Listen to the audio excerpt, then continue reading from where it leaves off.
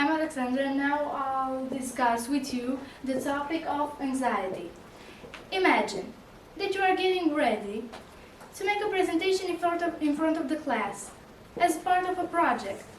You feel excited but also nervous, and you got a weird feeling in your stomach, something similar to little butterflies flying around.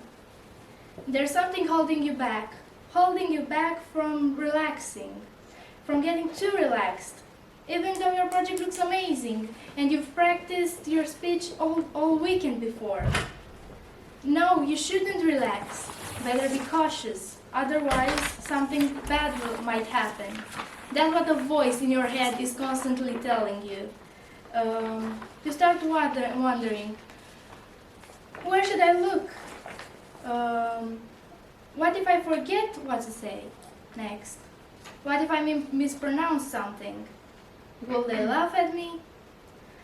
When you arrive at school as usual and get into the classroom, the teacher calls your name to get in front of the class and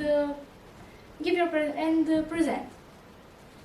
You start giving your speech looking severely nervous, staring at the back of the class. Then a hand is raised. The teacher gives them permission to speak. And they ask you a question such as, how did you come up with that? Or, can you show me some proof? This is the moment you froze. This is something you haven't prepared for. But you have to answer the question anyway. While answering the question, you stutter a lot. And get even more nervous than before, but at least you get over with it. And now are able to continue presenting what you had in your presentation. Another one time after, another hand is risen, and another, and another, and another. And you feel like your heart skips a beat. The students address their questions, but you can't answer them. Something is holding you back from, and you just stand there in complete silence, feeling like you are a prisoner in your own body. After long moments of silence, the class bursts into laughter, as you feel like your darkest scenario has come to life. You or the person in this scenario have anxiety disorders. What I can tell you is that anxiety is very common, much more than you could think, especially among teenagers all around the globe. And that's a graphic depicting how anxiety and other disorders affected the teenagers in the US.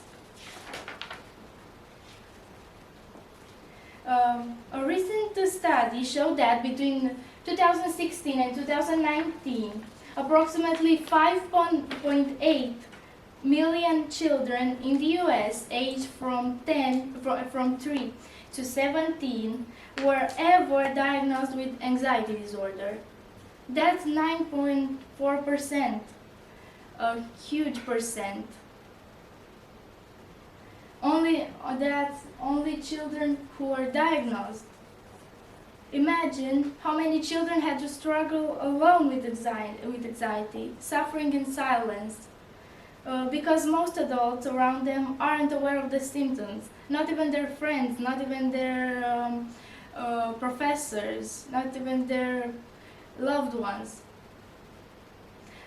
Even if they are brought to the doctor, most of the doctors don't even recognize this disorder and attribute the symptoms just to puberty. They say it's normal, but in fact it isn't, and it can cause serious problems.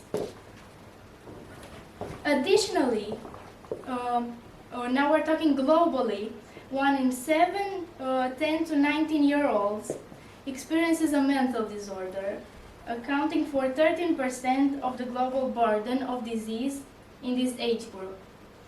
To have the possibility to help their friends in need, firstly, everyone needs to be aware of the symptoms. And these are the symptoms, the most common symptoms that you can identify easily in people around you, especially in teenagers.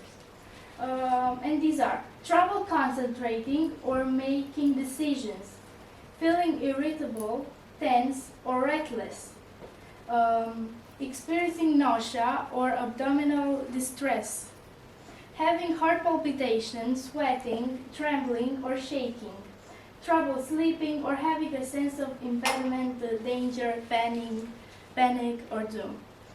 Based on what symptoms the person presents, there can be determined what type of anxiety disorder the person has. And this is the types. Generalized anxiety disorder, panic disorder, social anxiety disorder, agoraphobia, separation anxiety disorder. This is very common in our age. And specific phobias and selective mutism. Selective mutism is what I've presented to you in my story. And a person with anxiety may expect these symptoms I presented to you to kick in at any time, and they need some coping strategies to regain themselves. And the most common one, the most important rule in coping with anxiety is the 3-3-3 rule. It is a common and informal technique for coping with anxiety. Its purpose is to help to ground yourself and calm down in a moment of stress where you are feeling particularly anxious or overwhelmed. The 3-3-3 rule involves looking around your surroundings and name 3 things you like. Identify 3 sounds you hear and move or touch 3 things such as limbs or external objects. And these are other coping strategies such as meditation, laughing more. It is said that laughing is the best medicine of all. Take care of your body, mindfulness, and lower stress.